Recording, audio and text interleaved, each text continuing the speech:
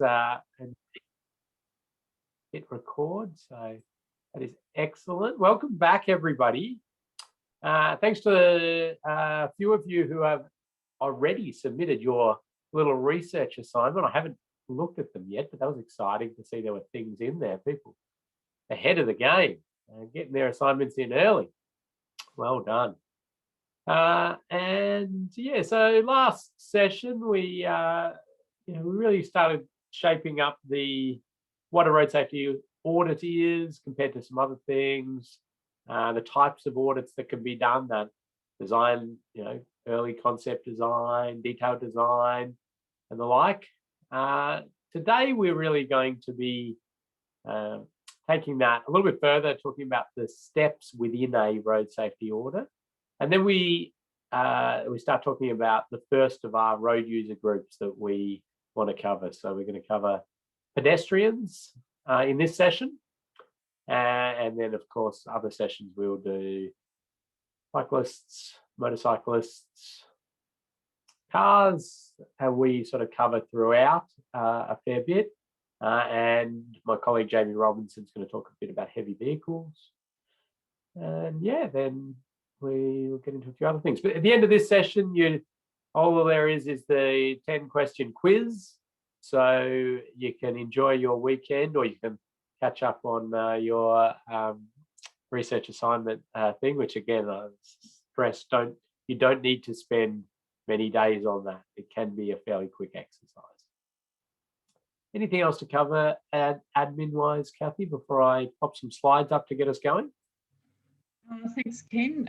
No, all good. I see lots of people have jumped in and done their first quiz, so thank you. If you are having any trouble accessing Moodle or anything like that, do get in touch with me and I can help you through that one. But otherwise, I think we're tracking along really well. Thank you.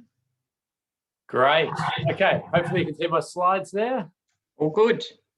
Okay, so let's jump into... So let's jump into this. We want to, this session, go through the sort of defined 8 steps of a road safety audit. So this is an audit of, it could be an early concept or it could be the detailed design. There's still those 8 steps that you follow, and point you at a little bit more info on where you can find more info about this, or a few resources. And then, as I said, we will jump into pedestrians after that. I've got a separate slide on some of the key things we want to cover in that. So it's a fairly straightforward process, road safety auditing. And as I've mentioned with this group, the Top Gun of New Zealand road safety, you're going to know a lot of these steps, the processes. So, but we're going to take you through these 8 steps. It does take time to do these road safety audits, and I do stress that. We do see in industry quite a variety of things that people are calling road safety audits. Some of them very good. Some of them are this sort of very quick little tick of a box thing that I don't feel is doing justice to the audit. The term road safety audit, it probably adds value to the project in one way or another, but it's not really that audit process. So they add value to the project, and they really should be an integral part of the design process. Now, my question here is this sign, which it looks like Kevin has already made some commentary on this. But what is this sign correct? If not, what is it? And it's a sign from Victoria in Australia. So Kevin has said, sign is back to front, roundabout, meant to go to the left. So, right. So I see what we're saying here. All right. So Kevin, I think Kevin is saying that this gap might be in the wrong spot. Is that The brake should be to the right of T3 Road. So Rolly's giving some more info there. So the gap should be there. Right, so we've got the eagle-eyed group here. So just seeing that, it made people scratch their head. We'll come back to that in a little bit. I think there's some very good points there. I suppose the question I've got is, does New Zealand use gaps in their roundabout sign?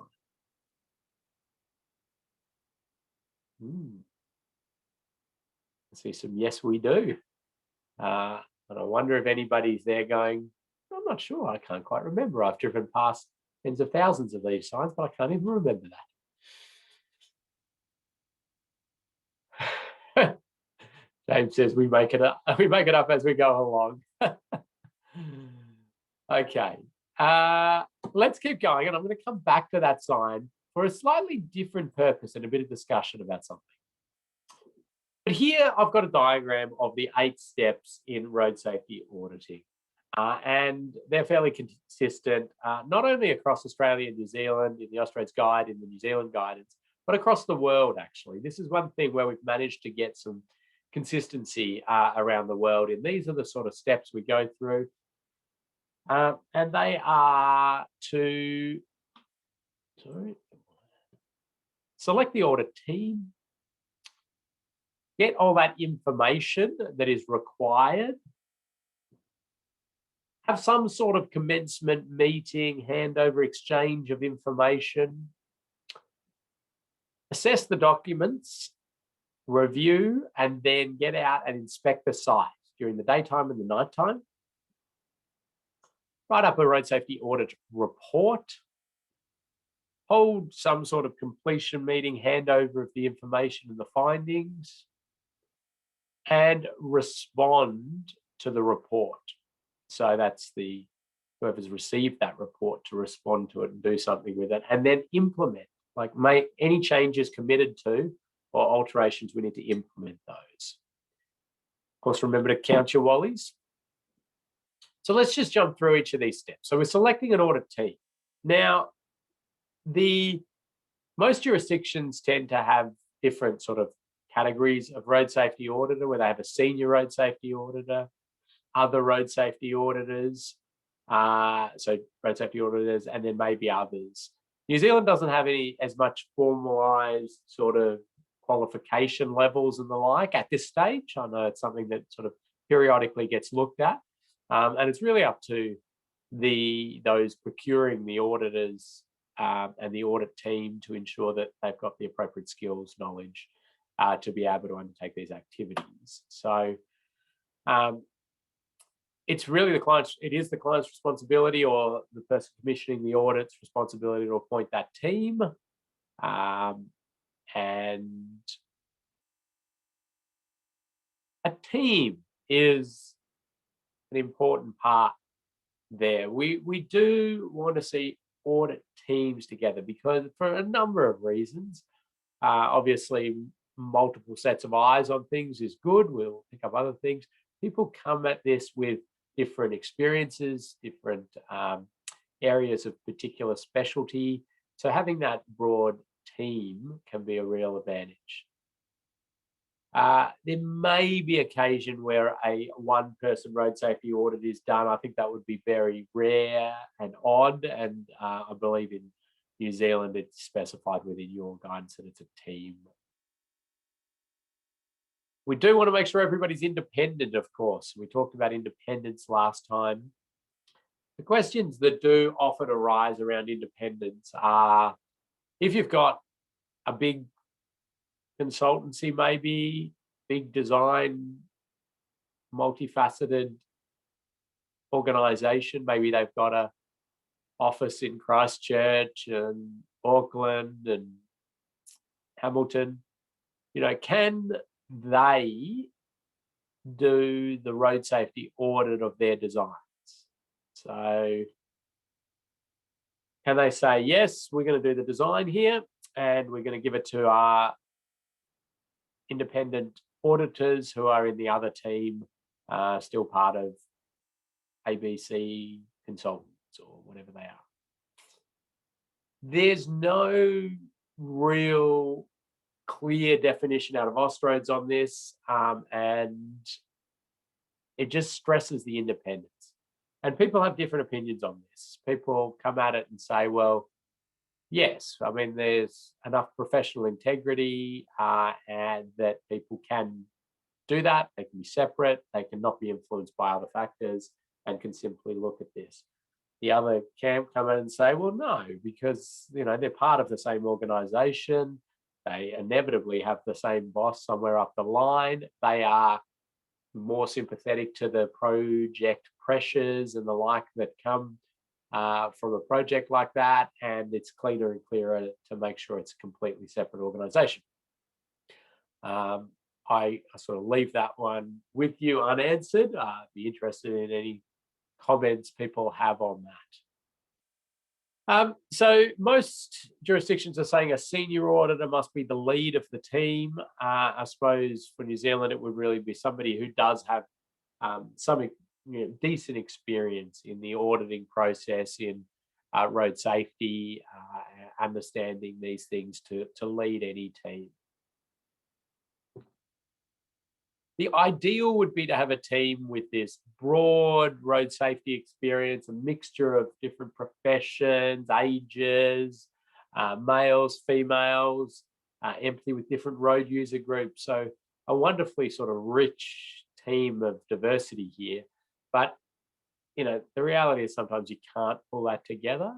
But here was a team, interestingly, audit team we pulled together, which had, you know, the three of us there who are all male, pretty much the same age, all came from Vic Roads, and we're sort of going, we're all going to really look at this all from the same lens, aren't we? So we asked Wendy to come along there, get a female perspective. Wendy's a bit older than us, and also a scooter rider, so really sort of gave us a very different view of things, which was great. Yeah, often though you don't have the luxury of being able to put a 4-person road safety audit team together. Sometimes it's more likely to just be a couple of people. Then you go through assessing the documentation. You look at all the designs, any background reports, maybe you're looking at modeling data, whatever they've sort of provided or you can gather that you believe will help you in undertaking this audit. We talked about crash data. That may be something you want to look at, and that's can be a valuable part of it. You go out and you inspect the site. Now, daytime and nighttime. So the current Austroads guide has this a slight get out of the nighttime inspection possibility. Actually, the next generation of it's going to make that clearer, that you can remove the nighttime in some of the stages of audits if you believe it's not going to add value. And I kind of, in a practical sense, resonate with that. Standing sort of in paddocks in the middle of the night when it's a feasibility early stage road safety audit of a bypass or something like that, it's so rare that you ever pick something up in that bit. When it's a bit more detailed to that, it often helps because you can position yourself in the areas at night and see what are the lights doing? Is there any headlight glare, coming around? Are there parallel roads that'll blind? And so you can get a bit more from it from that perspective. But most of the time, we would expect nighttime inspections to be undertaken as well. And one of the things, these are more existing condition stuff, but we often see that you've got sign retroreflectivity issues. So there you go. You can see it's a bit of an old photo now, but the directional sign there disappears at night, no retroreflectivity. And it may be that you're doing a design road safety audit, but you identify some of the existing signage is no good, or the existing lighting is no good, or as I mentioned, the lighting provides visual deceit, or and there's also sometimes land use changes at night that you need to be aware of, different traffic conditions, obviously, but also sometimes maybe nightclubs that don't appear to be nightclubby during the day sort of spring up, and there's more activity and these sort of things to have a look at. So nighttime inspections. So back to this one. Right. Okay. Well, we've done well. So there's quite a few people pounced on that straight away. Most groups, when I put this up, don't see it as quickly or at all, for that matter, that it's slightly odd. Now, the gap is in the wrong spot, and it was pointed out rightly there. And it's meant to look like this, isn't it? Like the New Zealanders have done a wonderful job there. And it is a subtle clue to the driver that you need to navigate clockwise around these roundabouts. And the reason I sort of bring it up is it's the subtlety of it. It's a very subconscious thing, but it's part of these human factors and influence that that we need to try to consider as road safety auditors, not just the physical infrastructure and the like, but what are people going to see and perceive and possibly make judgments on. Now, the thing is, though, that I would probably, as a road safety auditor, I would point this issue out. Sure. How would I risk rate this? I can't see this being a major influence on crashes. No, I think, no. I mean, it's a roundabout sign. Yeah, it's got a bit of pitch that there isn't going to be this little bit of something there. Speeds are going to be slow. They're coming into a roundabout. It's one of many signs. But I suppose the question is, under what scenario would you possibly say, actually, the risk here is elevated a bit? Anybody got any thoughts? Want to type in there into the chat what they think might be, some scenarios, some areas where this might be a bit more risky if that was wrong.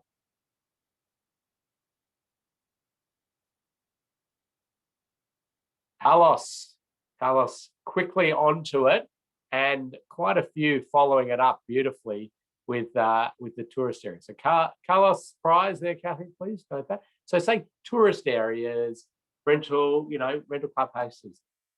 And so that's the point of sort of bringing this random point up, a little bit of sort of random traffic specific here, isn't it? But is to get that idea, you want to be sensitive to the context of your design and what's going on there.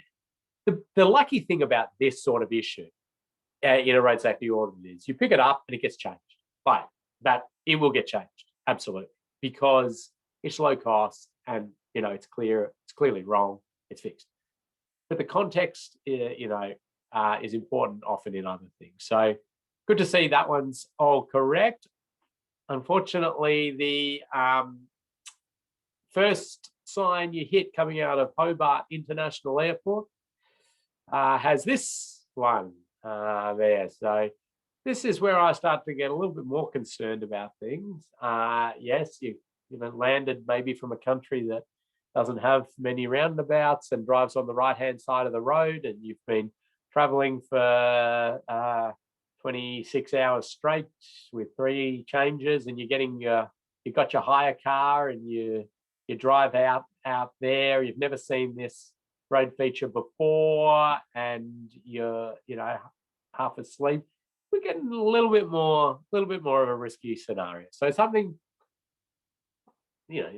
sure, look for this one, but take that principle and look for it everywhere in terms of contextualizing things. So we've got the Tasmanians to fix that one up. I just happened to find one just outside of what's this, Wellington Airport. There you go. Same little issue. So not quite exactly the same scenario. In terms of, I don't think you see this as you drive out of the rental car, but it is just around the corner from the airport. Somebody probably knows that sign. And I was quite interested in actually the slip-based mechanisms on that, but that's a different story. So there you go.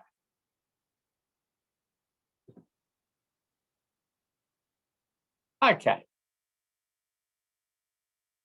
Then you're going to write up the road safety audit report. And there's some documented things that you need to put into these reports. Description of the project and the stage of audit, of course, information provided. This one, in some jurisdictions especially, but it's so critical to write down not just what you were given as an auditor, but what the plan, the design number was, the version of it, the date of it. The reason for that is, and it's happened to me a couple of times in my career where legal action has been put forward and the auditors have been pulled in on the legal action. So my audit team and I have been part of that. And in both cases, the designs that we undertook road safety audits on were quite different to what was actually built. So the questions, sort of became, well, how did this not get picked up in the road safety audit? And luckily, the documentation of the audit report was good. And we would say, it didn't get picked up because it wasn't in the design that we were given to audit. Here's the design we were given to audit and the number, and it is in the report. So to try to then, put legal liability onto the road safety auditors for something that they never saw in their assignment was of course not appropriate. So that's the reason it's so important to do that.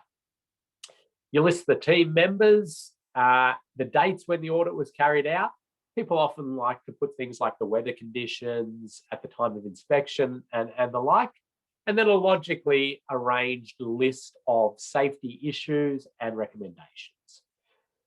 Luckily for New Zealanders, you have a standard report format, which you can download from Whakatahi website there. Just Google Road Safety Audit NZTA, which will pop it up, and you can download the Word version and then adapt that as you see fit with your own brands and all of the like. But it sets out beautifully a table of contents, all the headings, and so it'll force you to make sure you cover off everything required in a road safety audit report. Photos as well, which are great. So do that for your mock road safety audit that you'll be doing later down the track in this course. We've downloaded one of those, done a little bit of massaging of a few things, so it's to try to make it as easy as possible for you. But go and do that. Then there's a completion meeting that happens. Often, this is a phone call, phone discussion, or a bit of an email exchange, but sometimes it is a sit down or a presentation even. Responding to the report. Now, the road safety auditors hand the report over. The client, the receiver of that report, is not required to respond to the auditor. The auditor is not acting as a yes, that's acceptable, that's not acceptable type arrangement. The response is really internal for the client, the designer, the project manager, the road authority, what is it? There is a documented response that's nicely packaged up. And then the implementation of any commitments. So the received the report, said, yep, I agree with that issue. Okay, we're going to have to alter the flare rate of the road safety barrier end terminal there. Okay, we'll commit to do that.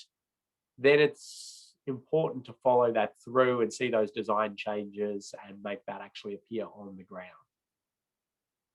There's a little snip here of a table straight out of the New Zealand guidance. It says if the risk rating comes out as serious, It's a major safety concern that must be addressed and requires change to avoid serious safety consequences. All the way down to minor, we're seeing minor concern that should be addressed where practical and improve safety. So you've got a bit of, scope to this. Obviously, the big ticket serious items need to be changed. Now, it's not to say that you are required to do exactly what the auditor recommends of that, but you're going to need to do something.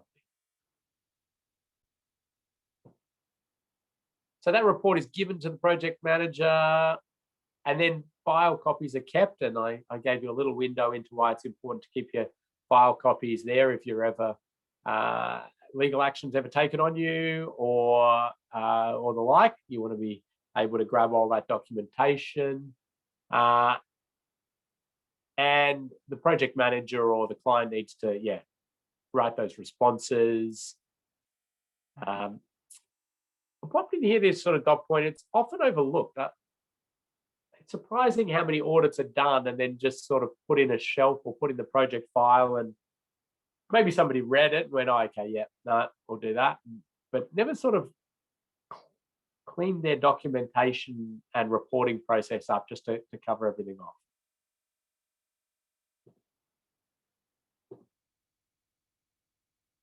So if you're the project manager, a few things to just remember as you make those responses. It could become public, of course, like anything out there in public infrastructure and the like. It could become public. So just be conscious of that as you're responding. And it is good practice to give your response to the audit team. It is not an absolute requirement, but the auditors, get to learn a lot from that, see how you're responding, see what resonated and the like. A misunderstanding here, and I've already mentioned this. A common misunderstanding is that the auditors, what the auditors say is a must do, and no getting around that. No, it's an advice. It's advice. But the fact is, it's your project as a project manager and the like, and you're responsible for what happens and what doesn't happen. But you do need to remember that you've been given advice from an expert, from a professional, and so not doing different aspects of it needs to be justified, needs to be well documented. Okay, Kathy, questions there. That was just my little sort of, they're the steps of the audit. And I want to get now into the pedestrian one and get back to a bit more of the actual specifics. This was very process orientated one, except for our little fun with the roundabout sign. So any questions or comments come up there? Yes. If a property developer is required to get an audit done, are they the project manager client in that case?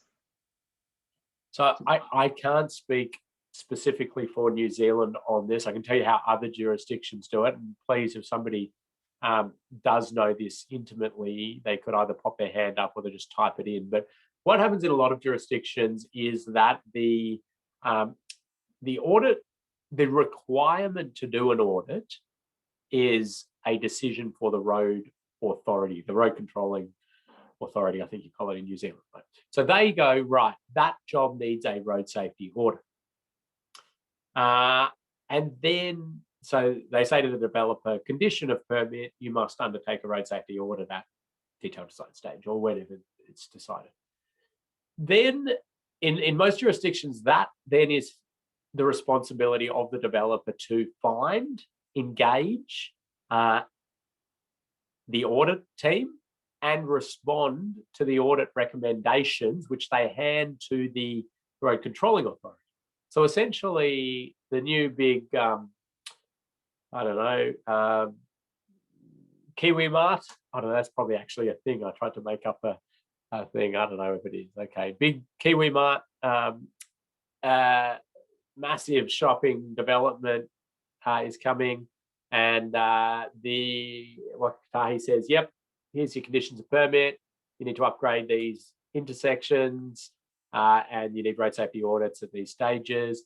And then comes back to them and they go, okay, I'll find a road safety auditor. Yeah, they go to a consultancy and say, yeah, can you do the road safety audit? Are you appropriately qualified? Yes, we are.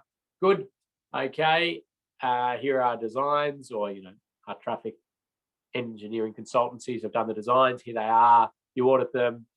Then the report comes back in and it says, here's our recommended changes. They say, yeah, we'll do this one.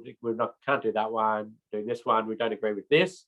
That report then is handed to the road controlling authority, and they should then look at, okay, is the audit of good quality?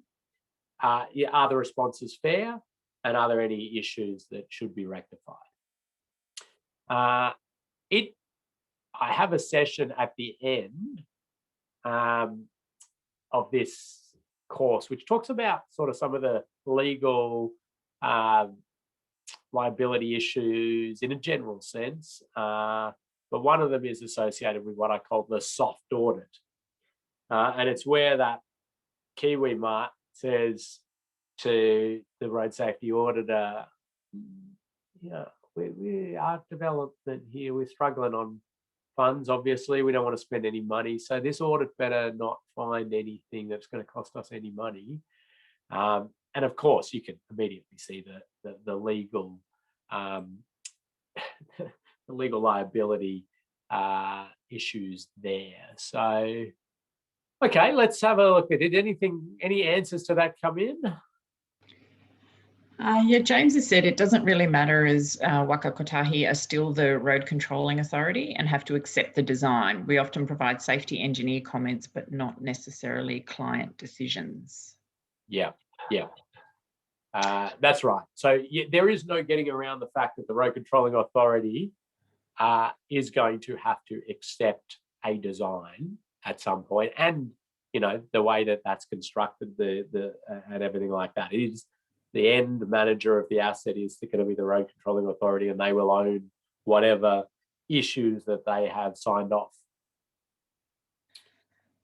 Another comment's come through that's saying, often found that the road safety audit teams sometimes do not have the breadth of experience to comprehensively comment on likely unsafe behaviours and vulnerable road users, and miss some safety problems out.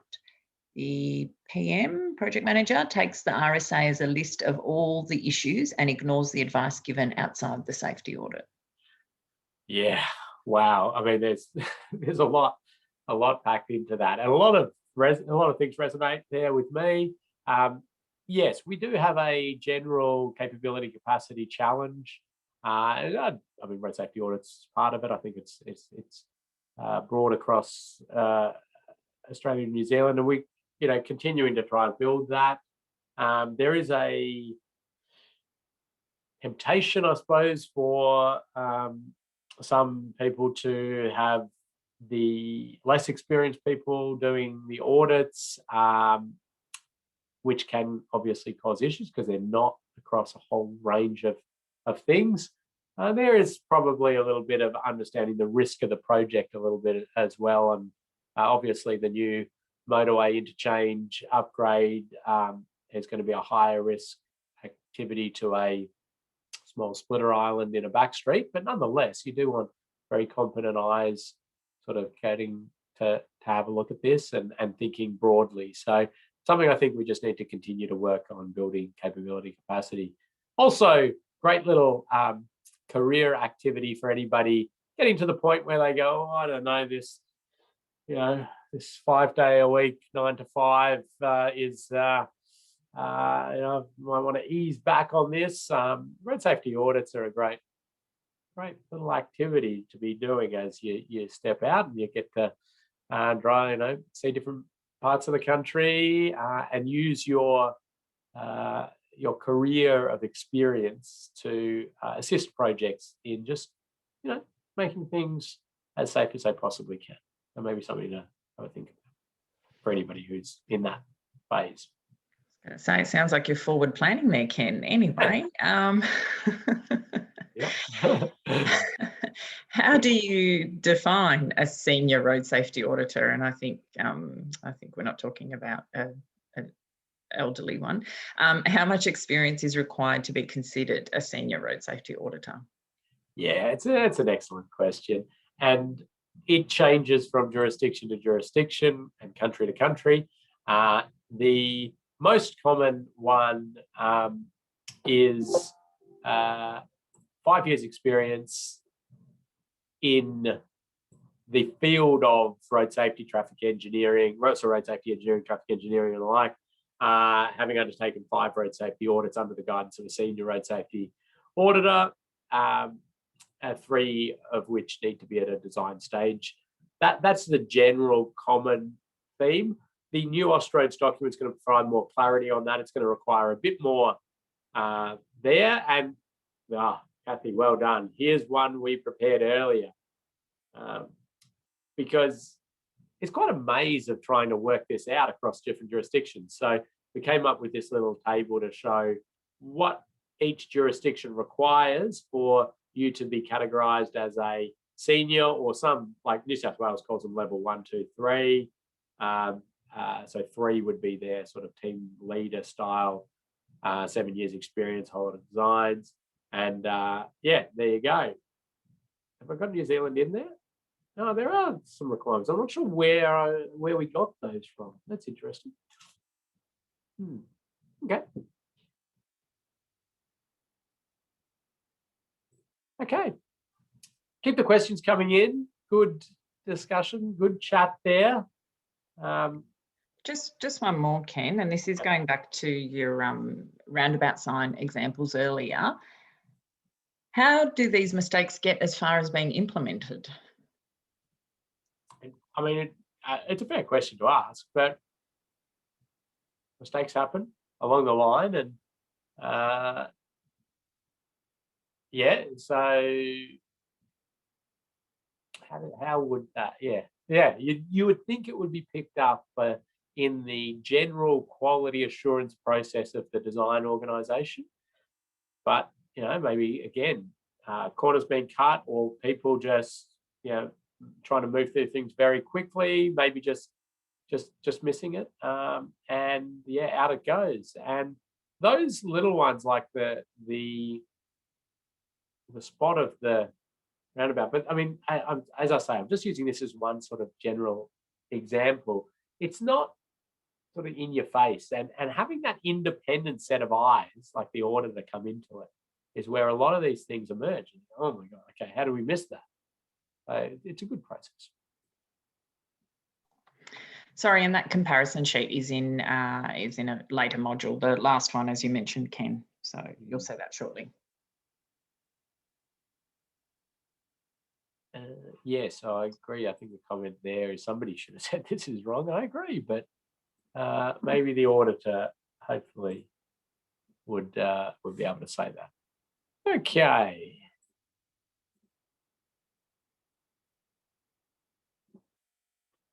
Pedestrians. So I'm just going to check how we're going on time here. Okay, doing pretty well.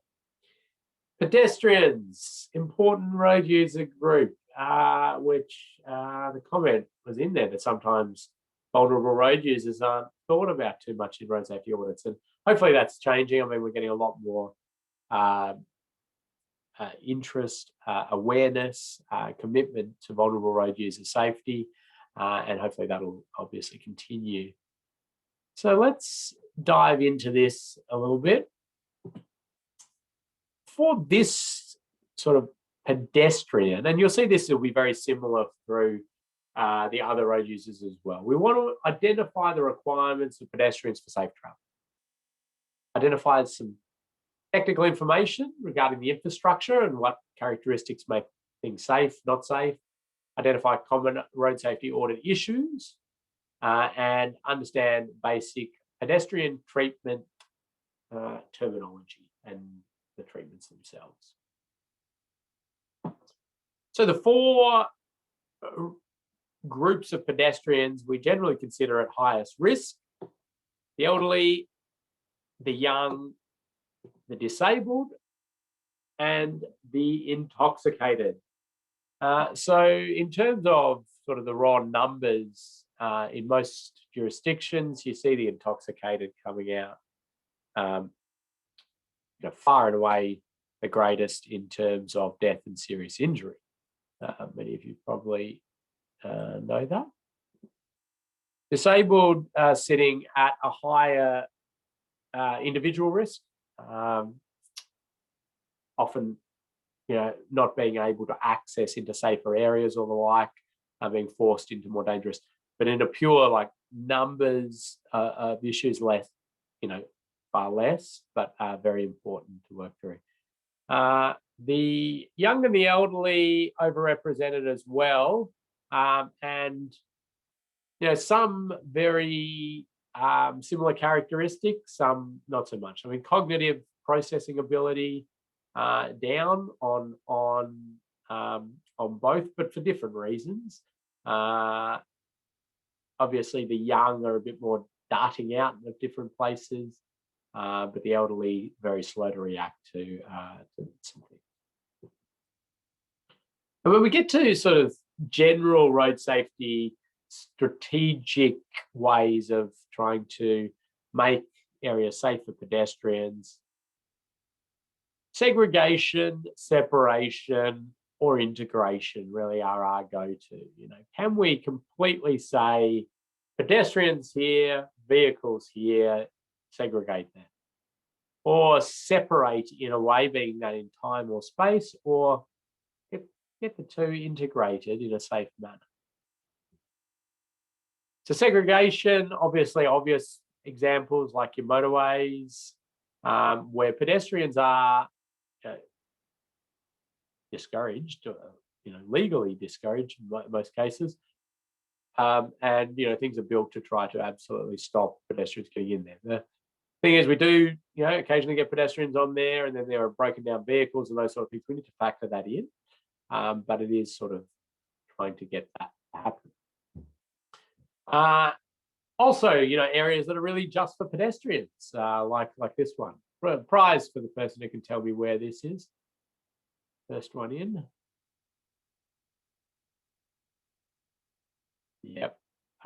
Ralph is on there, Queenstown.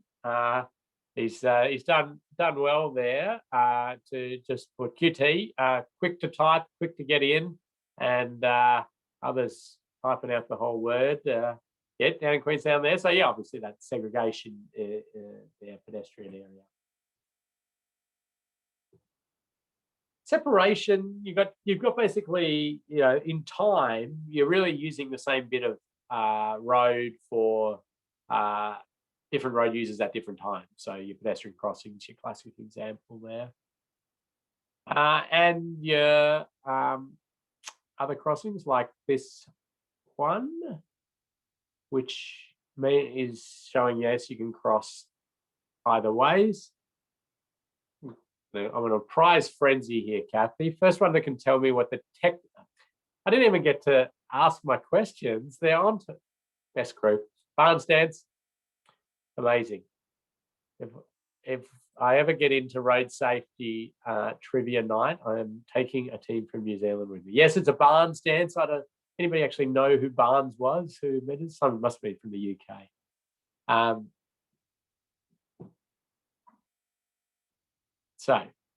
But separation in time. So separation in space, we can really talk about footpaths, pedestrian refuge, islands. Again, another little subtlety, which I made this little diagram and popped it on LinkedIn a while back. But the Danish offset crossing, or a Z crossing, as people might call it, where you walk into the median and then along the median and out, obviously can be done either direction, but there's a direction that forces you to look at oncoming traffic as a pedestrian as you go to cross. And so that's the direction that we want them. That one I often see come up as a road safety auditor. Sometimes it's just a or they just didn't think about that. They just plugged it in. Sometimes it's trying to cater for a services or land constraints or the like, where they can't quite get it in that way. So there's different challenges there.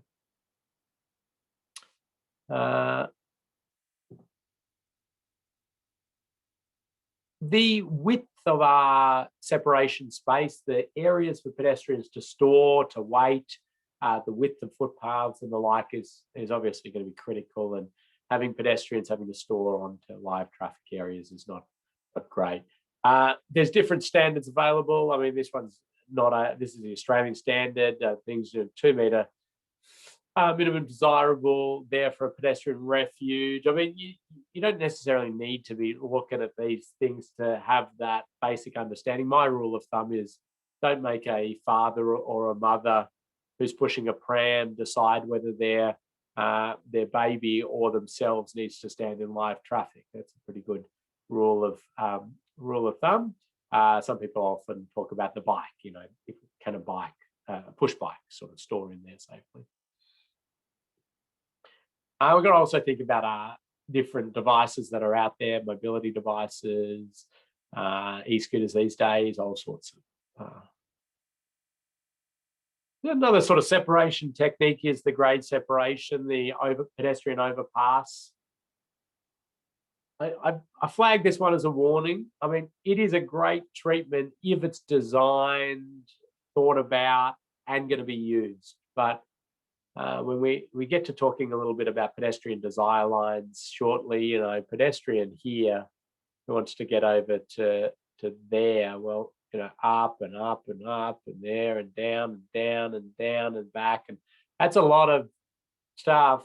I'm pretty tempted to just wander across the road here. So thinking about how it integrates into the design is so important. This one I find a lot in other countries, especially developing middle-income countries, where they have these and nobody uses them. They've spent huge amounts of money.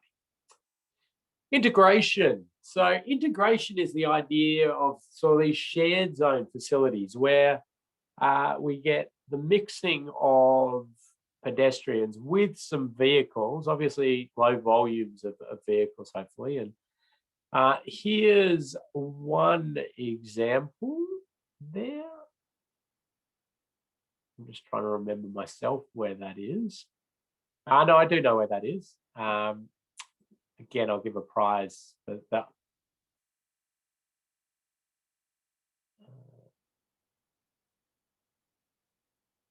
Janine gets that. No, it's not. This one is in Hamilton. It's. I think I've got a picture of the. I have it. Yeah, that's up the top. I think that might even be out of there. One of the office windows. Yeah, so it's in Hamilton there. But what I do like quite a few features of this. I think it's been done pretty well. When you are sort of given design advice on a shared zone, there's this really sort of simple statement that I always remember about when you're designing a shared zone. Your philosophy should be, I'll give a prize for the person who can sort of sum up the design philosophy of you designing a shared zone nicely. Any ideas there?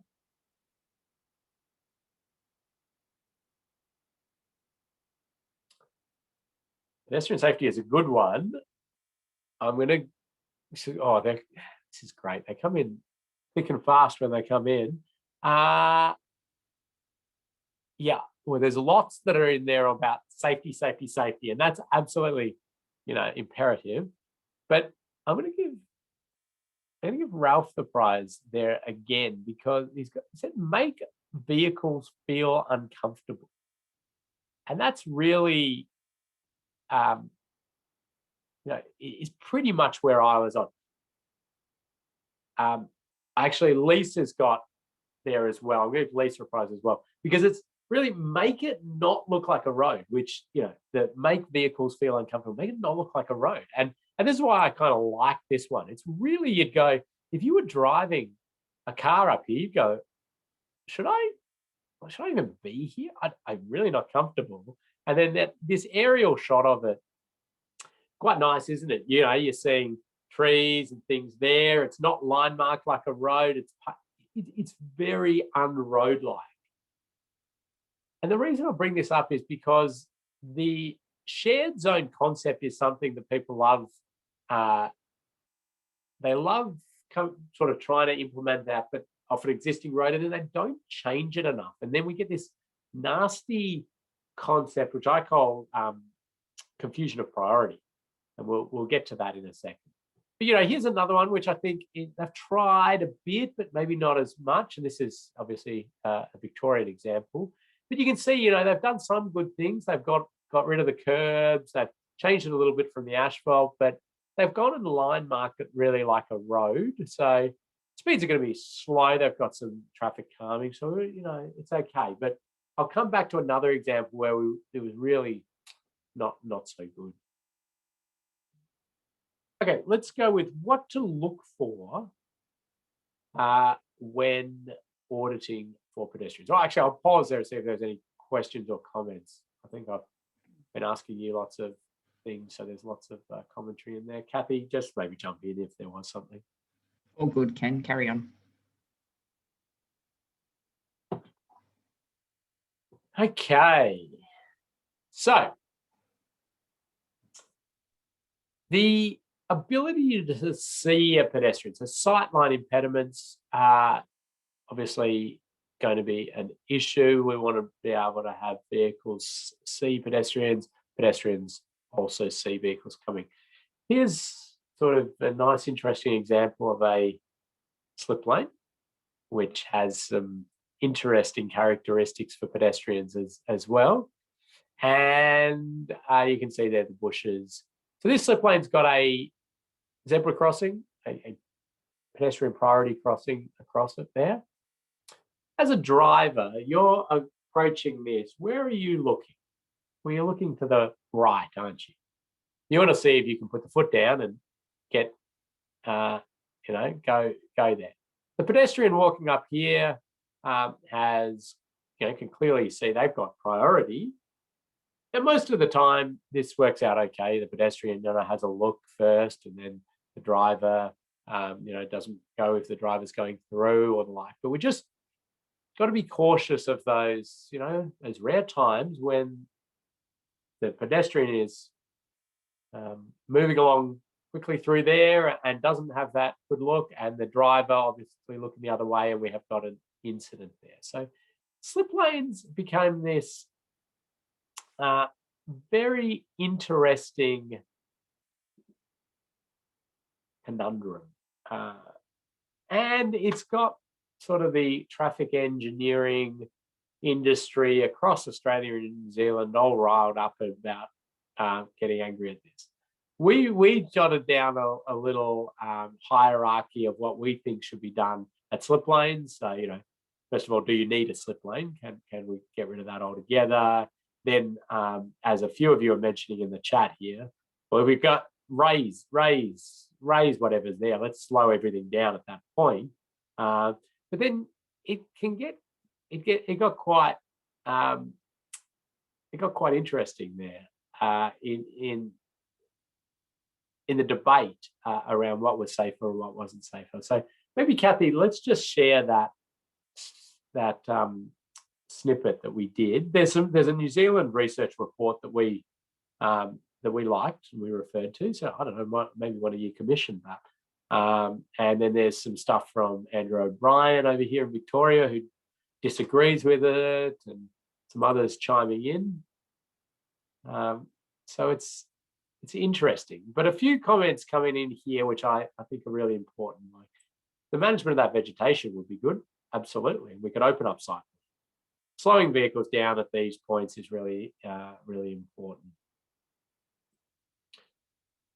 Planting and road safety auditing is something you do really need to think about, and not just when it's first planted, but how it will grow and what challenges it might cause there. So there's one little thing to be looking out for immediately.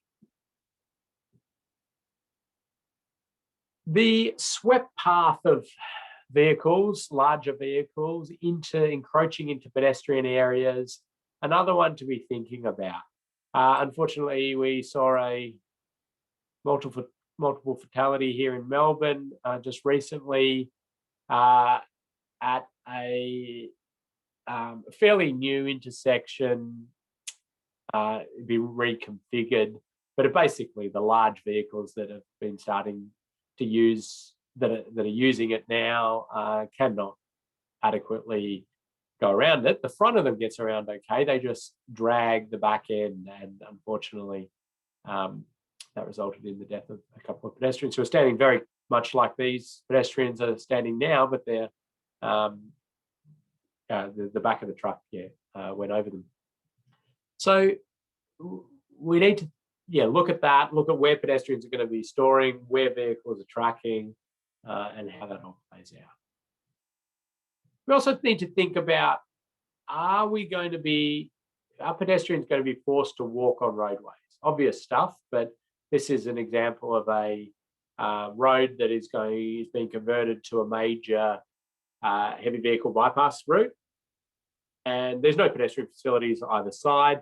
There's not many pedestrians that use it. There's an occasional pedestrian that uses it, but the point being then that if anybody was coming through there during winter, maybe it's been muddy, or they're pushing a pram, or they're in a wheelchair, well, they're basically forced to use the roadway. So in thinking about those things as a road safety auditor in the early stages is important. And here's another example there of a facility. But the gap in the right spot. Well done. You're never going to look at a roundabout sign the same if this was the first time you'd thought about where the gaps are. So yeah, same issue there. But let's talk about pedestrian desire lines. Now that's a term that we use a lot as road safety auditors, and you want to think about what is the desire line for pedestrians. Now pedestrians are least likely to deviate off their desire line of any road user. From A to B, straightest, quickest line possible is the desire line.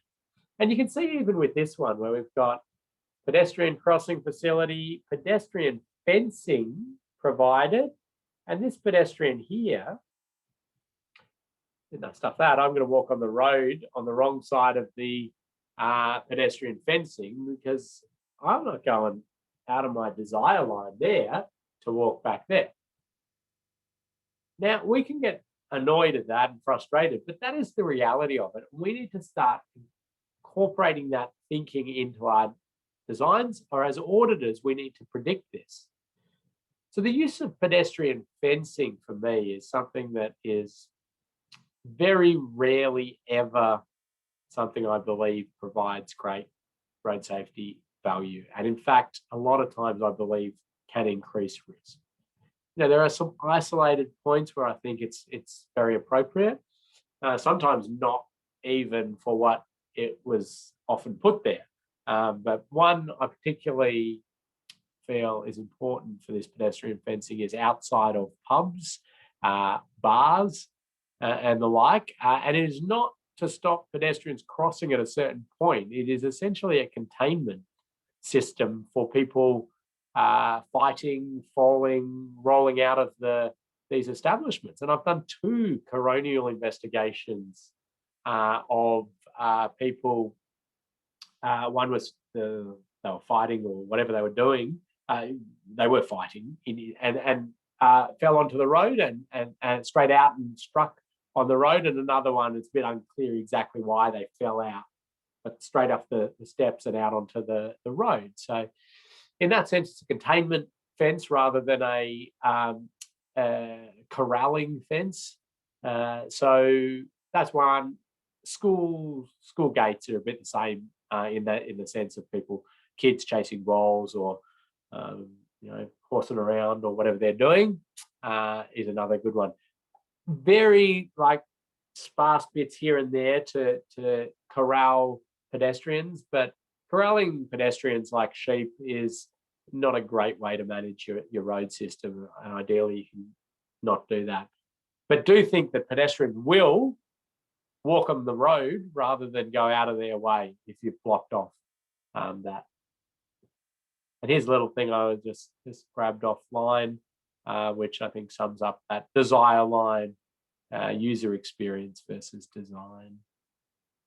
There's a local government here that their practice is, I just love it, when they're doing like a parkway or something like that, is that they make the area like, and then they leave it for a while, and they see where the goat tracks appear from the pedestrians, and then that's where they put their paths. Like, isn't that great user-centric design and thinking, rather than trying to force them to go where they don't want to go?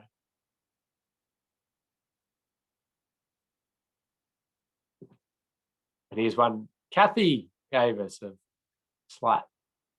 The eye lines, they just appear everywhere, don't they? Well, that's a nice raised pedestrian crossing there, isn't it?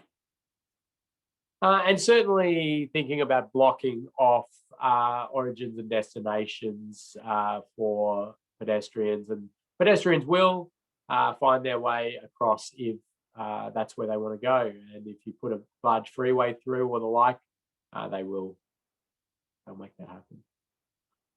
We'll do this little case study with you, but I will pause there and see if anybody has any questions or comments at this stage. We had some comments about, you talked about the swept paths there. Some intersections use bell bollards in London, which damage the vehicles and protect the pedestrians. So that's certainly one.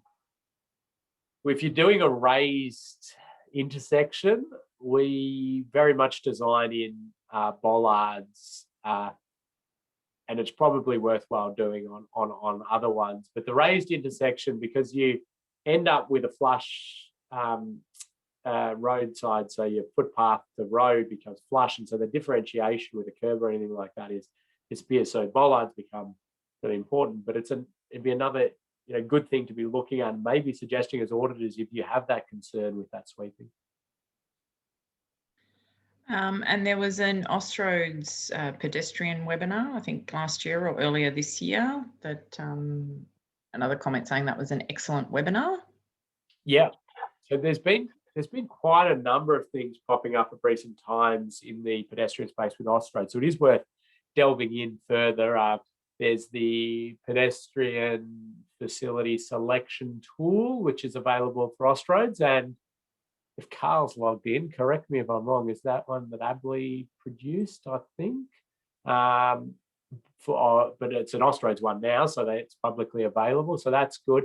Bruce Corbin did the movement in place and safe system guide and webinar there. So that's another really good one. There's the other pedestrian one, which is pedestrian planning one. That's a great one. So yeah, lots of really good information available.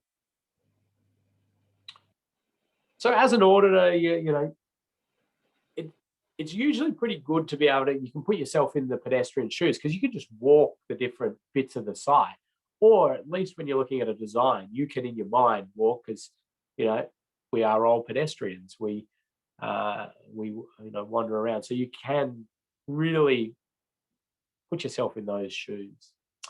So here's a bit of road, a little case study.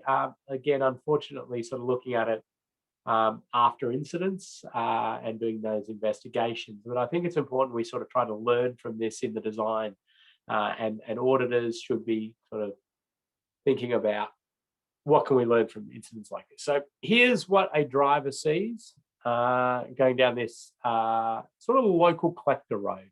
It's got decent volume there.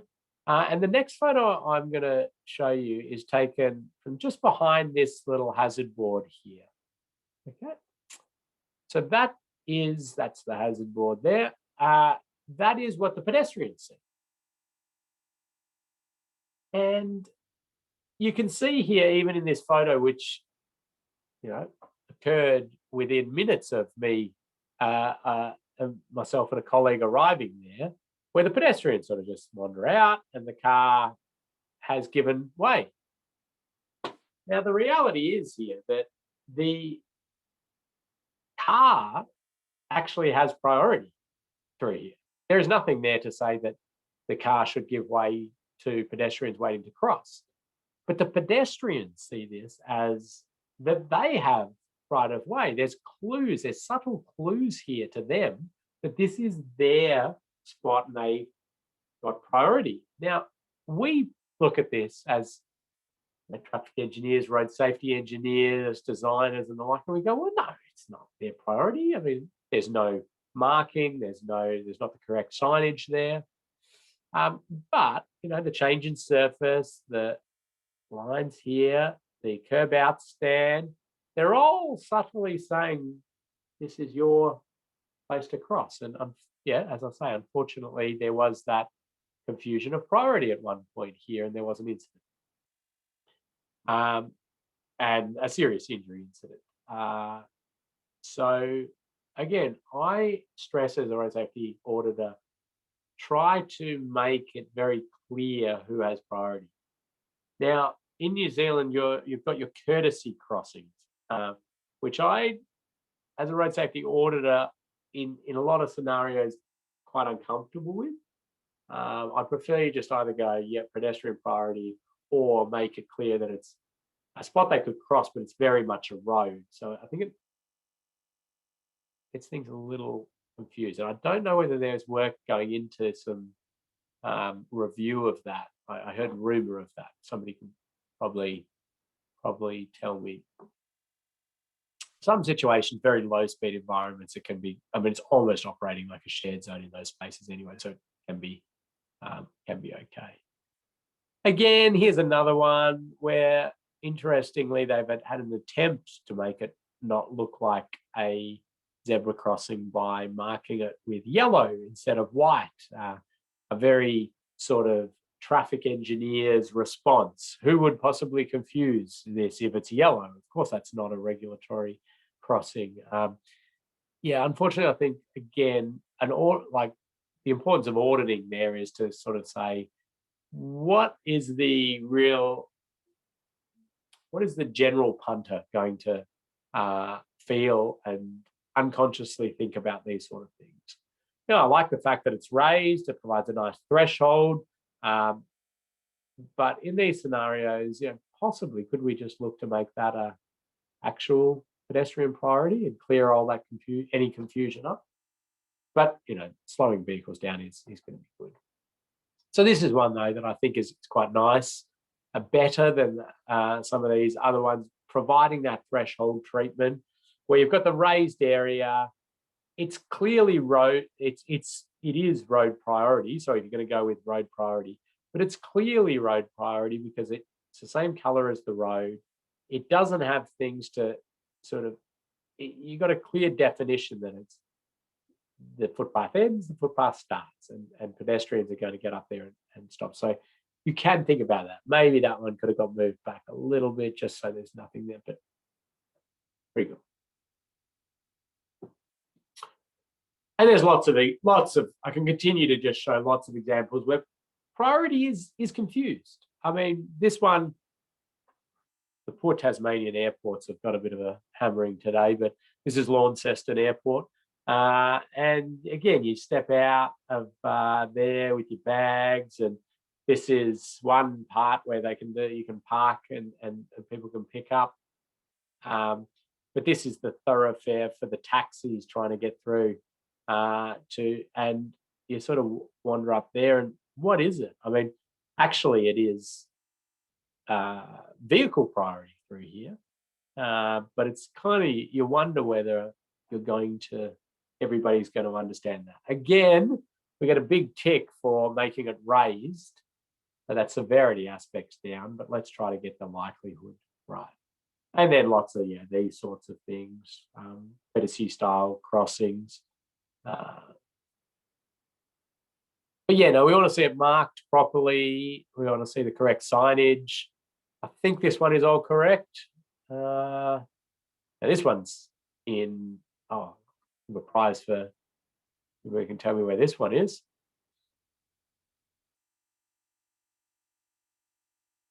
Any ideas? Yes, it is in Christchurch. So who's that? Can't quite see the full name. Heather, is it? Heather, yeah. Yes, Christchurch. So yeah, I think this is all looking fairly good. Got the correct signage. I think that's correct signage for New Zealand. It's not the one we would use, but it's all there. We want to also think about lighting and those sorts of things in these locations. Clear priority, though. And then all these little subtleties where you think, I mean, whoever made the comment of how does this stuff get through? Well, unfortunately, it does. And one point where it does often get through is the installation. And the contractors, you know, we can't expect them to have super high levels of knowledge about the specifics of the road design, traffic engineering, and the like. I mean, we would like some of them are amazing, but some, yeah. So this one was an interesting one where the pedestrian crossing signs were erected in the correct spot, but facing the pedestrians to try to say, yes, this is where you should cross, where that sign obviously is meant to be facing the road, so the drivers see the pedestrian crossing.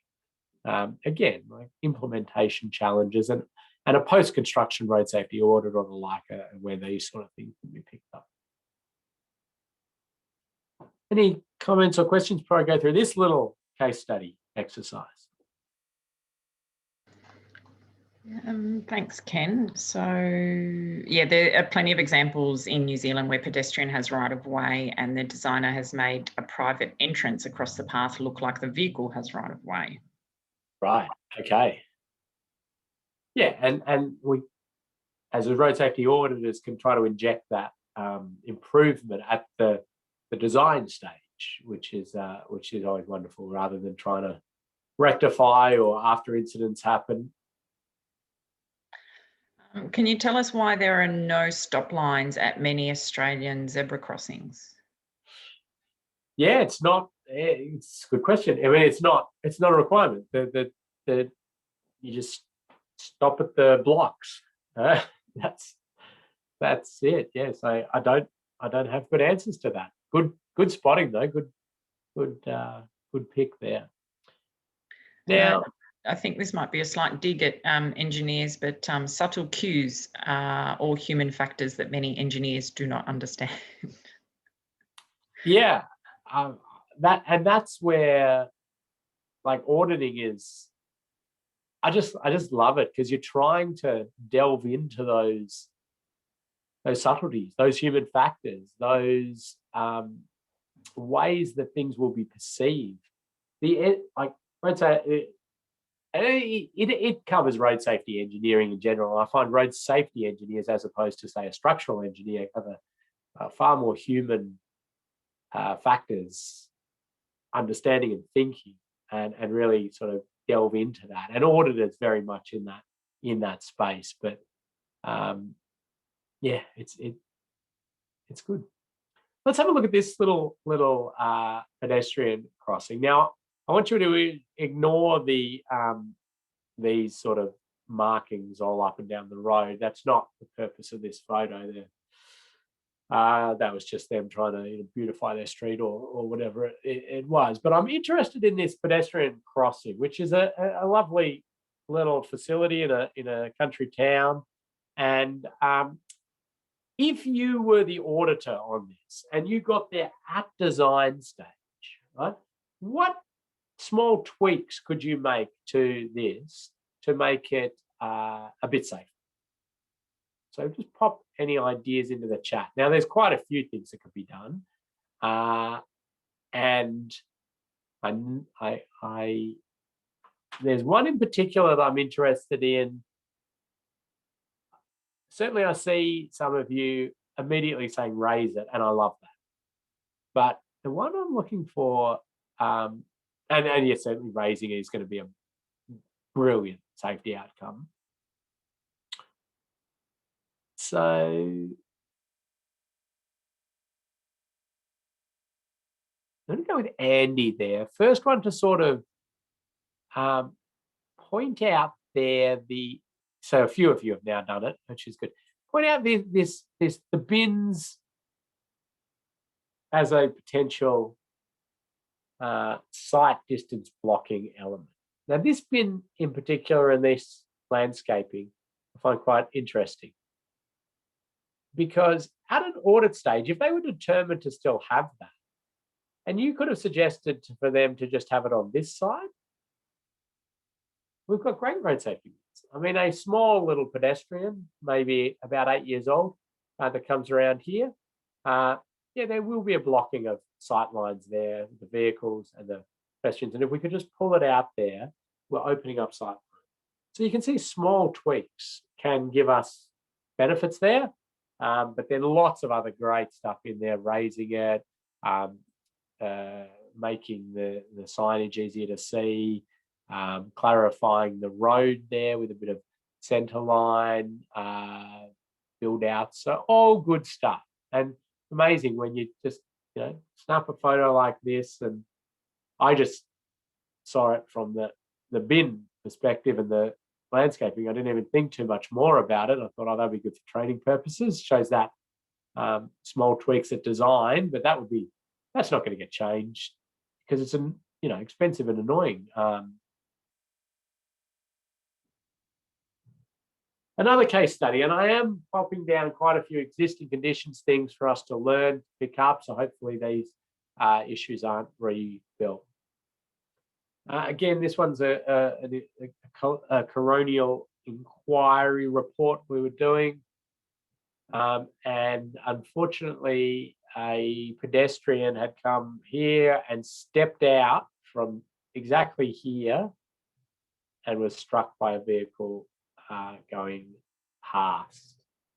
So let me sort of show you the surrounding area. We can talk a little bit about it, although people are already straight onto it. This idea that this bit is a sort of service road, and I'll show you it's pretty high speed for what it is. We've got the green man going there. This thing's ticking away and saying cross. And if you come back here, so now we're looking at the entry to the service road. That other photo was taken from here. As you sort of come down there, and if we go back even further, we've got a 70 km/h road.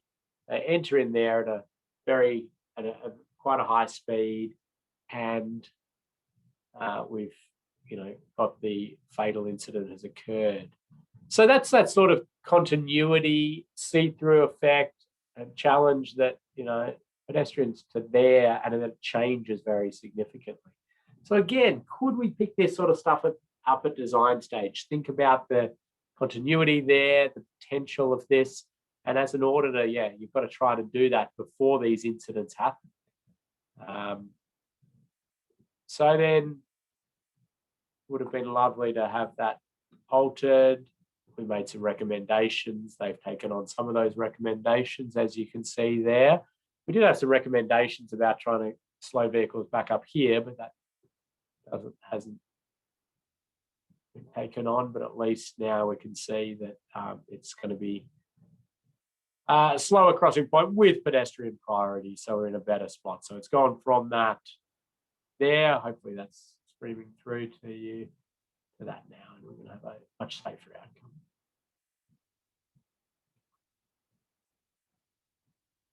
Okay, pause for questions. Actually, I'm going to just cover this, and then I'm going to pause for questions before we do our little exercise. How are we going on time? 20 past? This is good. Ticking along beautifully. Okay, there are different looks at infrastructure projects. One of them is the Disability Discrimination Act, or whatever it is termed in New Zealand, which is a sort of specific look at, is this facility accessible to all road users, people with wheelchairs, with vision impairment, and covers off often buildings, access to buildings, and everything like that. A road safety audit does not do that. Okay, a road safety audit really will pick up maybe some Disability Discrimination Act, EDA compliance, if it's believed that they are very much going to contribute to the potential for death and serious injury. But I always flag this in an audit course to say, just make sure your client is aware of what they are getting. Because if they believe they're getting a DDA audit covered off within this thing called a road safety audit, and they're not, they can obviously be disappointed. Okay, pausing for questions before we have a little look at this, and we do a little bit of test of seeing how many of you can predict death and serious injury, which I reckon a lot of you will have a good crack at. Okay. They might get started even before you've asked the I question. know that. I'm Okay. So we had a disagreement with the earlier example, actually, sort of to the second earlier example. Yeah. No bin should be either side of the build out. You've just given the impression that small people are expendable. Okay. Yes. No, I think we're not disagreeing there. I think it would be ideal not to have those bins at that particular location at a different spot, and yeah, opening up those sight lines. I suppose it is lower risk on the departure side is the point I was trying to make. But yeah, no, fair comment. And there's also then on your last example, there's some comments around people not even noticing the service road, eyes are going straight to the crossing, the see-through of that intersection. Yep. And Ken, we'll get this exercise going, and then we'll just have a 5-minute break. Is that right? Just explain this one, and then we'll do that. I'm going to give people lots of pondering time on this one. So pondering and stretching and coffee and bathroom break or whatever you need. Let me just explain it, and then we've got that time. Okay. This is an existing intersection, obviously, but we're trying to pretend that it's at design stage, and as an auditor, we're trying to weed out issues that may occur. Now, there is at this intersection one particular location that had 5 pedestrian crashes, 4 of which were serious, in a 5, I think it was less than a 5-year period. So that's enough to really go, okay, there's something serious going on here. This is not just coincidence. So what I'm going to do is give you how many options? 5 options for the location and the crash, and then we're going to put up a poll. So you're not going to individually be, we're not marking you individually. You're just going to get to on the poll guess which one, and then I'll explain which one it was later. But here are the 5 options for you. Okay. So option 1, vehicle turns left over pedestrian crossing at this point. Option 2, vehicle turns left over pedestrian crossing at this point. 3, vehicle, pedestrian crossing the slip lane. 4, again, crossing the slip lane from the island there. 5, walking along footpath, being turned over. Okay, so 4 minutes. And there you go, Kathy's popped up the poll.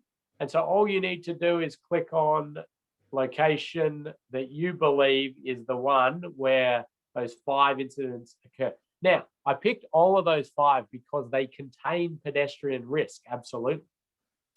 But there's one in particular that has a few little features that elevate that risk. So have a ponder, have a look, have a stretch, and we'll be back in 3 minutes, 45 seconds. Before you run away, Ken, what is the building on the top right? Top right is a pub with a drive-through bottle shop. And you can pick up that poll question and move it out of the way to have a look if you're not. Oh sure. You can. Yeah. Wow. Yeah, I think you can. I don't know what. Hopefully you can. Yeah. Drag it around. Okay. So 3 minutes left. Thank you. See you soon.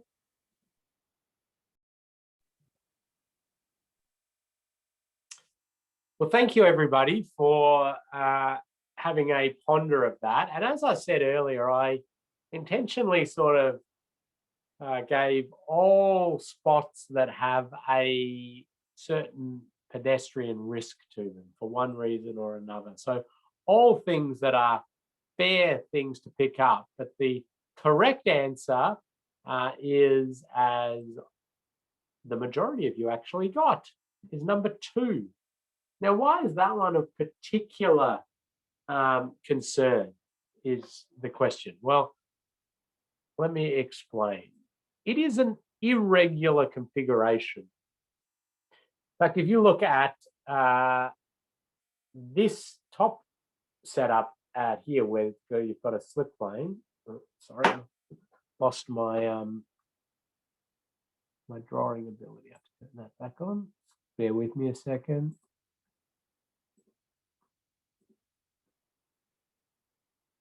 There we go. So if you look at this one, we go pedestrians cross from the middle to the island and there. On this one, pedestrians would cross from the middle. They should go to the island and cross there. Well, they should be crossing there to there.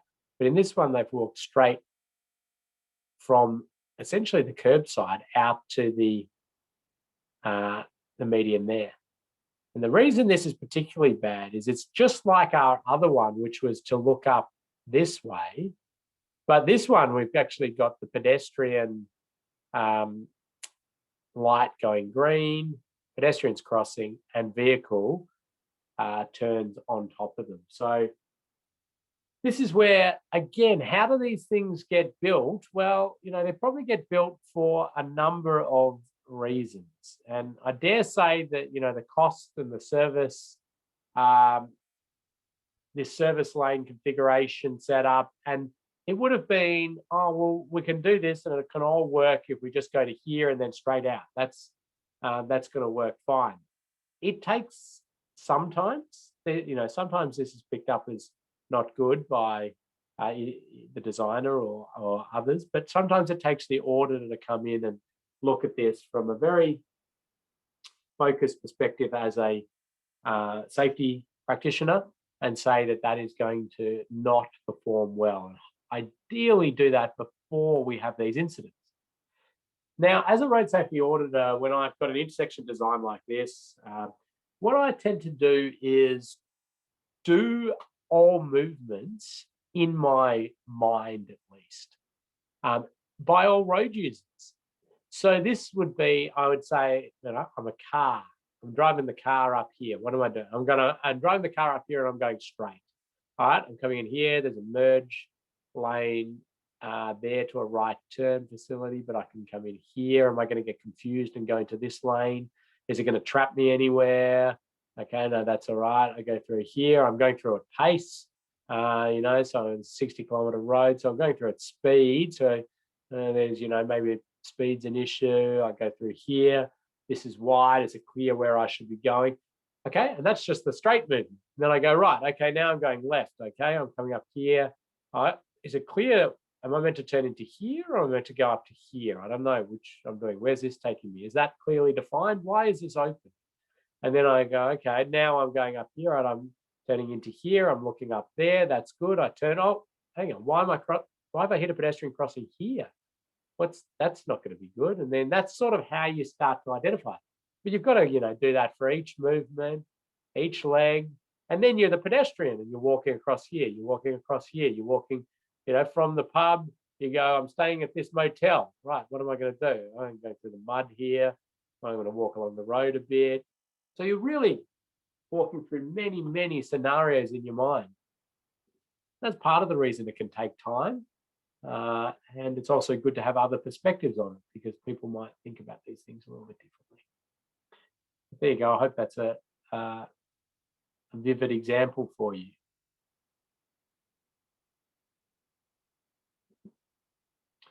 And it has changed. And I've got to get an aerial image of how it's changed to do the before and after on this one because, yes, the wheels of government turn slowly sometimes, don't they? As I say, I think it was 3.5 to 4 years worth of crashes before they said it's got to be fixed up. And did you want me to find that whilst you're carrying on? Yeah, if you can. What was the location? You're testing me the names. It's down southeast Melbourne. I think it's Springvale Road and it's Canterbury Road, outer Canterbury Road near Bayswater. Yeah. I can't remember what the side road names are. Okay. See if you can find it. If not, we'll pick it up later. All right. The other thing as a road safety auditor is to ensure that you're visiting the site during times of altered activity. So we talked about at night is important, but certainly if you're auditing around a school, you want to see it. School start time, school end time. If it's the local rugby ground, well, what's it like after a match, a home match? You know, how's it all operate then? Now, sometimes, just the practical realities of it mean that you can't. Maybe it's not rugby season, or maybe it's school holidays and they need to finalise this before the end of it. But that is the ideal, to see genuinely how it operates during different conditions. Can it handle this sort of activity? And as you're making your recommendations as an auditor, lots of stuff in there, but we can certainly look at the different facilities that are specifically for pedestrians. And this is an interesting. Somebody at some point decided to go a bird theme on pedestrian infrastructure facilities, and I'm not sure who it was, but it's sort of a legacy that continues, isn't it? And some of you all know this. So we have Puffin Crossing, the pedestrian user-friendly intelligent crossing. So this is the one, when you walk up to a house at night and the lights come on automatically. It's same technology, and you just put it into your pedestrian crossing there. And so if there's movement on the crossing, it holds the lights red, and they can be retrofitted quite nicely. So Toucan Crossing, and this is, I think there's only a few states, but this is just saying that it's for cyclists and pedestrians. Toucan Crossing. I'm not making these up, right? This is not that's its actual official name. Is it Toucan? The Pelican Crossing. So this is a pedestrian light controlled crossing. So as a driver, you would see a red, and then it goes to a flashing orange, while any late struggling pedestrians, so you're there, you're aware, and then it goes to green.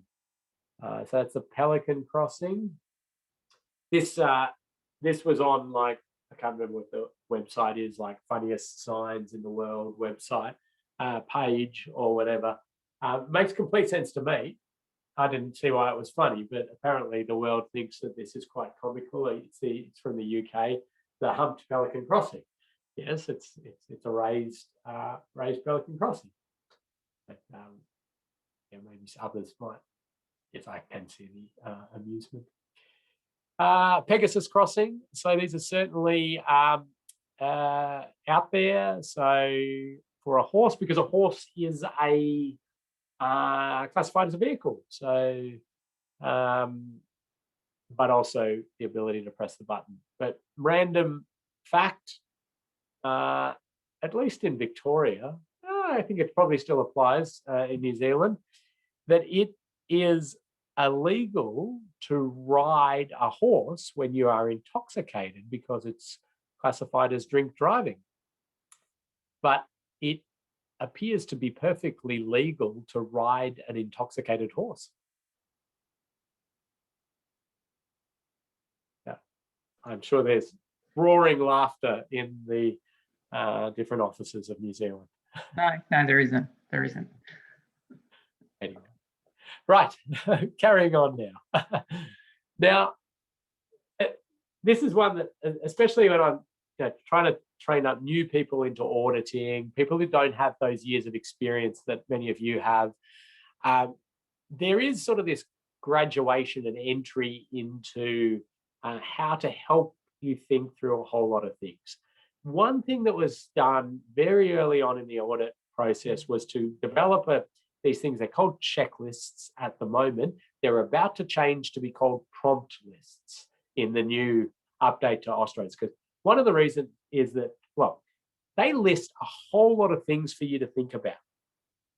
You know, you're looking at a design and it just gives you pages and pages of things to think about. Pedestrians are one, cyclists are one, but even within pedestrians, it'll give you 10 or so good questions. You know, are sight lines to pedestrian crossing points clear, unobstructed? You know, do pedestrian desire lines, are they, you know, is the facility on the pedestrian side? So they walk you through one by one all these different things. The reason we're stopping calling them checklists is that they do not cover everything. And we don't want auditors to simply go through that and think that everything has been covered. We want auditors to step back, to look holistically, understand, you know, all the nuances. And there's a whole lot of, you know, always new things popping up, new challenges, new things that need to be thought through. But really, for new auditors, it's a really good starting point, because it forces a lot of that thinking into things that they just may not be aware of, because they don't have this broad look at an experience. So, you know, and it covers, you know, drainage. Could drainage be an issue? Could that cause issues? Different line marking confusion, see-through effects. Anyway, so there's about 10 pages worth of so a detailed design. I think there's 10 pages of questions in that one, and a little less for some of the other stages. And there are some checklists in the New Zealand one as well. As I say, we've just been going through and updating those for the next version of the Austroads guide, and they were called prompt lists, and they take into account a few things that aren't in the original ones. A lot of stuff associated with like ITS, intelligent transport systems, new technology on the road, different, some different features that are new, different ways to treat intersections and mid blocks and the like. So that, I think, often calms people down a little bit. Maybe they did that scenario where they were looking at the intersection and didn't pick the particular crash type and thought, oh God, what if I was the road safety auditor on the design of that intersection? I didn't pick that up. I mean, this is scary. Well, you know, if you follow through the checklist and you spend the time, you know, driving and walking in your mind through all of those movements, you'll pick that up. And plus, you're also in a team, so you know you're going to get others making sure that we pick up all these things. That's a really good practice. Okay, that's pretty much where I want to get to. I think that's the end slide. So, Kathy, let's just check if anybody had any final questions or comments. We've given a little bit of time at the end here to let you jump back into that your research assignment, also to do your quiz, and also because it's a Friday afternoon and we want to make sure you finish off those last emails and are able to have a good weekend. But what am I seeing here in the chat? Good, lots of laughing out loud. Thank you. I don't like the fact that they're encouraging you, Ken, but yes, no, I like that. Kevin's classified a horse as an autonomous vehicle and should be subject to all the legislation of autonomous vehicles. Yeah, no, we don't have any questions. So I guess there's an opportunity now, if anyone does have any questions, to type them in, or otherwise, yes, as you said, it is getting late there on Friday afternoon, so good chance to do the quiz for module 2 or to work on that research assignment. Oh, how many Wallies will? That's a great question to ask. That's a good question. Is there a short form RSA for minor works? No. So that it's a good question. I mean, there is one form of road safety audit, one template, one report. For auditing, they really went with the idea that your job is got to be big enough to warrant an audit. right? If it's low risk, small job, and you believe that the internal processes, checks, road control authority reviews of it, that's sufficient to manage your risk, don't do an audit. The audit is that full process, and it's always got those 8 steps, and that's what you follow.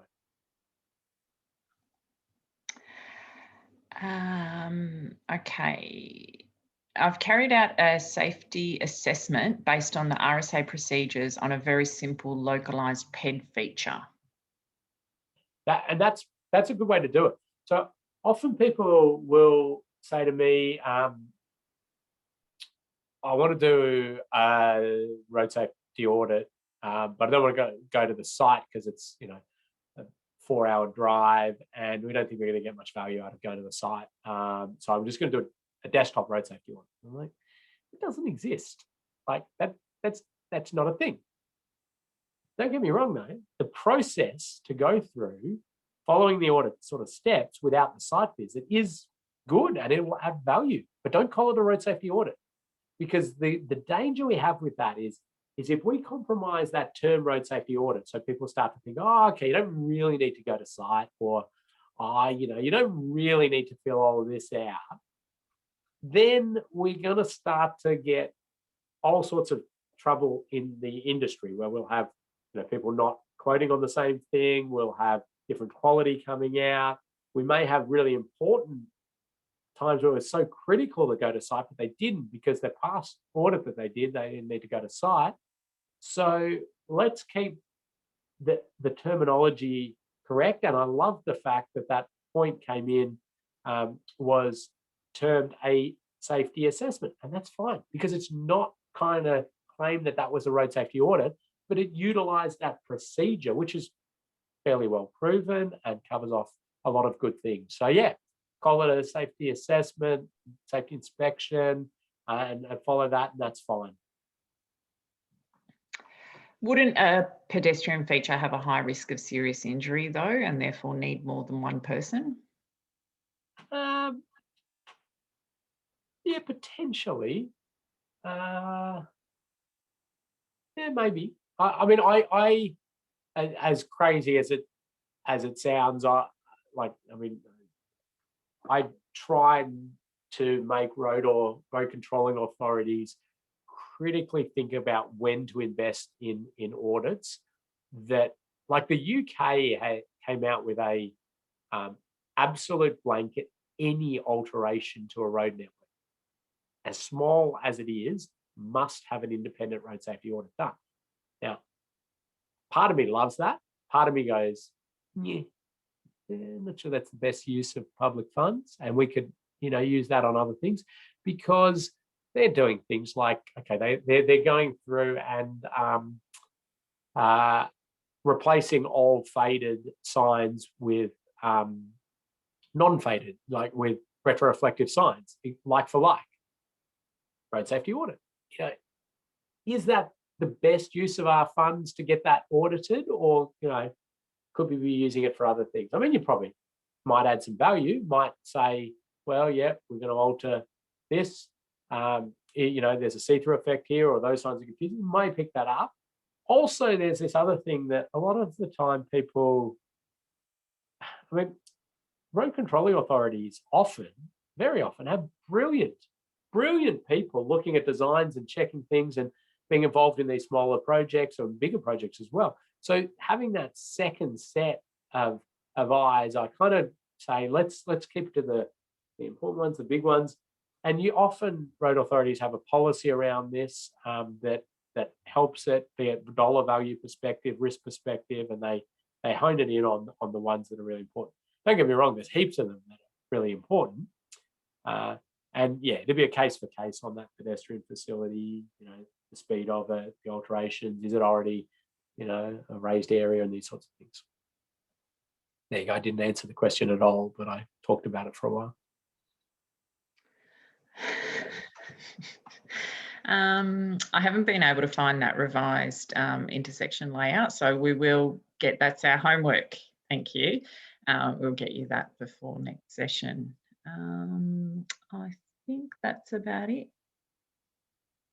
Thank you very much, everybody. Have a wonderful weekend. Have a crack at that little assignment, research assignment. It could be video, it could be a podcast, could be a TikTok. We're waiting.